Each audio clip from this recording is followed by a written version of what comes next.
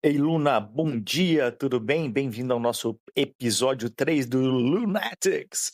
Como é que você tá? Me conta aí sobre as novidades do dia de ontem para hoje sobre inteligência artificial. O que aconteceu no mundo? Quais são as novidades? Eu fiquei sabendo que o Claude trouxe uma novidade agora de um workspace. Você cria uma pasta específica para poder ele ter acesso, salvar arquivos, etc. Mas o que você consegue pesquisar aí de novidades das últimas 24 horas no mundo da inteligência artificial para gente? Bom, Edu, vamos lá. Nas últimas 24 horas, teve bastante movimento no mundo da IA.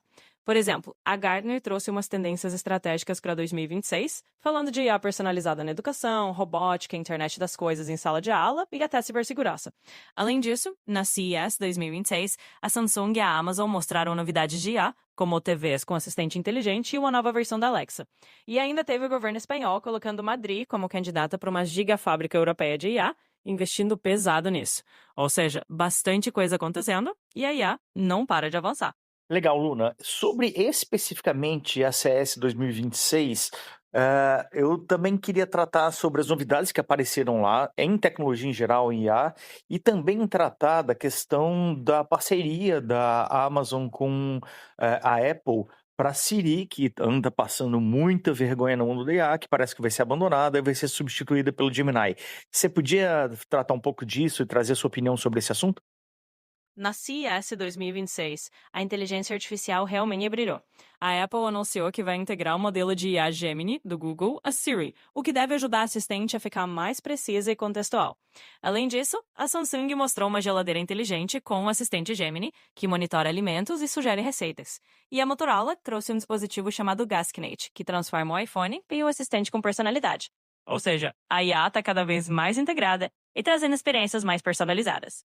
Então, resumindo, o governo espanhol anunciou que Madrid e a Catalunha estão se candidatando para sediar uma das futuras gigafábricas europeias de inteligência artificial.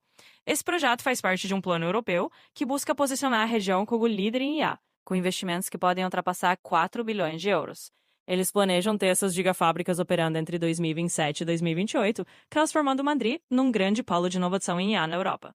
Luna, legal. Quando a gente fala de um grande polo de inovação, ou de grandes data centers, ou de questões relacionadas a operações muito grandes de IA, a gente sempre tem como preocupação adicional, pelo menos quem está um pouco mais atualizado ou entende da área, até mais por dentro, sobre a questão da matriz energética, né? Porque esses centros sempre consomem muita energia. Como é que essa questão da matriz energética pretende ser equacionada pelo governo de Madrid? Basicamente, o governo espanhol está apostando em Madrid como uma futura sede de uma gigafábrica europeia de inteligência artificial, com investimentos que podem passar dos 4 bilhões de euros e operação prevista lá para 2027 ou 2028. Além disso, Madrid já se destaca como um grande polo tecnológico na Espanha e vai sediar uma feira internacional de energia e meio ambiente em 2026, mostrando o compromisso da cidade com soluções sustentáveis e energias renováveis.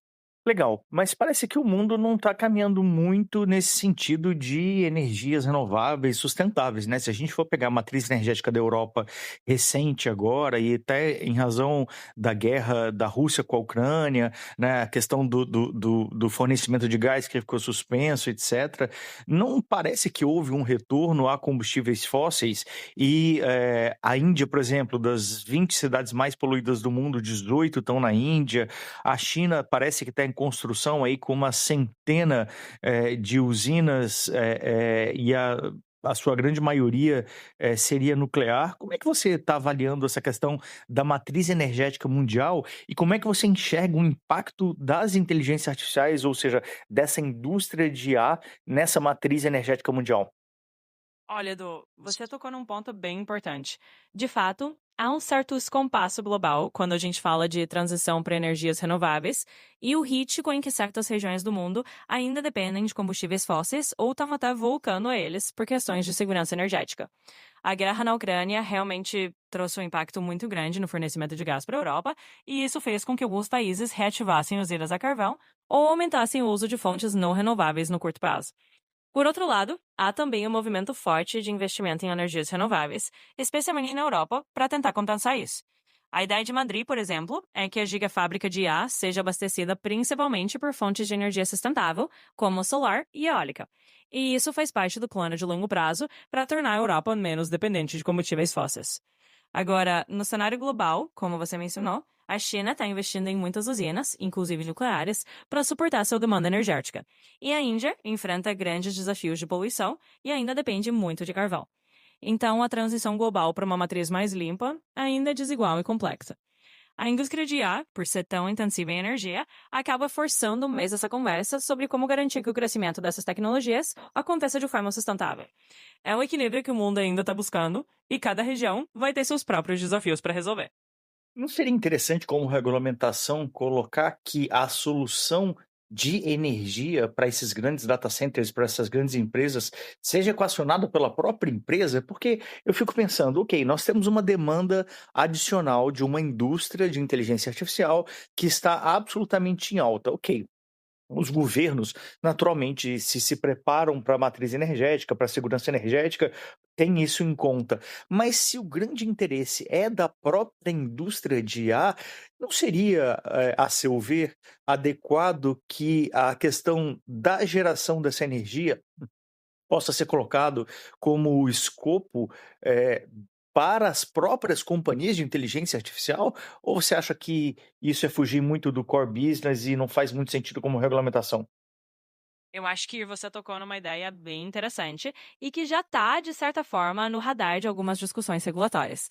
Não seria algo completamente fora de questão exigir que as empresas de IA participem mais ativamente na geração da própria energia de maneira sustentável, especialmente quando falamos de data centers gigantes e operações que consomem tanta energia.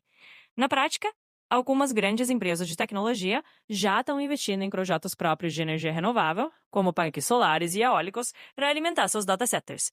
A ideia de colocar isso como uma exigência regulatória, de que a própria indústria de IA precisa garantir uma parte da sua matriz energética limpa, poderia sim fazer sentido em termos de responsabilidade corporativa. Isso criaria um incentivo direto para essas empresas investirem em soluções energéticas sustentáveis e inovadoras. Por outro lado, há quem argumente que isso poderia tirar o foco das empresas do que elas fazem de melhor, que é desenvolver tecnologia de IA, e que a infraestrutura energética deveria ser um esforço conjunto entre governos e setor energético especializado.